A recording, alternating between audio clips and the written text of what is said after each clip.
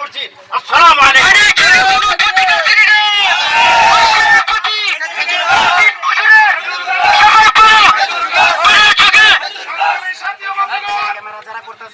আমরা 47 সালে জমিয়ত এই ভূখণ্ডে খেজুর গাছ প্রতীকে নির্বাচন করে 50টির উপরে আসন পেয়েছিল।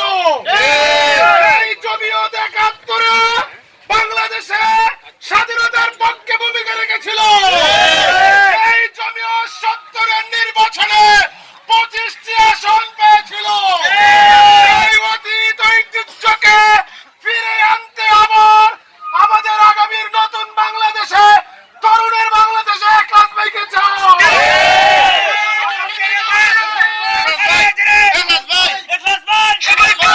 আগামীর বাংলাদেশ তরুণ সমাজের বাংলাদেশ।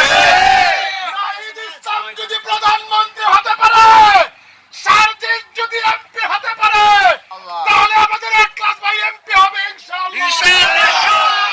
আপনাদের সামনে সেই এক ক্লাস ভাই এখন বক্তব্য রাখছেন। আমাদের নেতা আছে।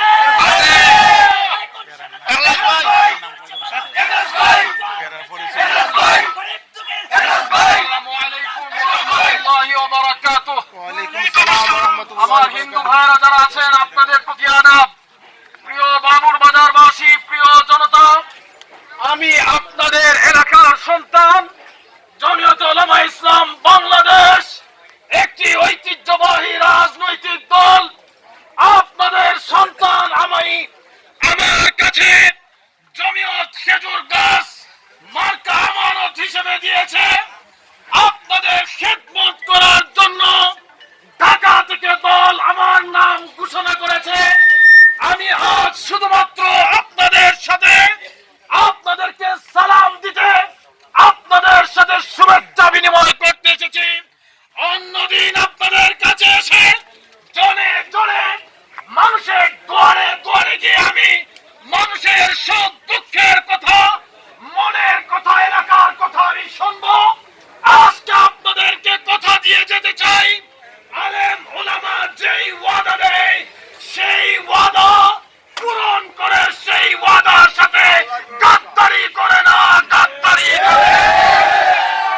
প্রিয় বাজারবাসী, আমরা বড় বাজার থেকে আদর্শ বাজার হয়ে, বাবুর বাজার হয়ে, নতুন 5 নম্বর বাজার, নতুন বাজার হয়ে পুরো বানিয়াচং প্রদক্ষিণ করছি। আমাদের সুস্পষ্ট ঘোষণা, আমরা দুর্নীতি, দুঃশাসন, জুলুম, অত্যাচার, স্বজনপ্রীতি বন্ধ করব।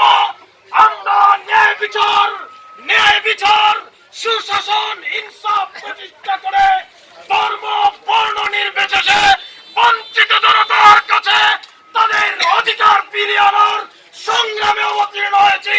জনগণকে নিয়ে আলেম সমাজ বিজয়ী হতে চায়। আপনারা প্রস্তুত আছেন কিনা? আমাদের পার্টি আছে। ইনশাআল্লাহ আপনাদের সাথে দেখা হবে রাজপথে, কথা হবে আগামী নির্বাচনে। আসসালামু আলাইকুম ওয়া রাহমাতুল্লাহ। হয়েছে জমিয়তে উলামা ইসলামের সকল কর্মীবৃন্দের মনের যে প্রত্যাশার আশা ছিল, আমরা এই আসনে যেন একজন যোগ্য প্রার্থী পাই, আমাদের সেই আশা পূরণ হয়েছে আলহামদুলিল্লাহ।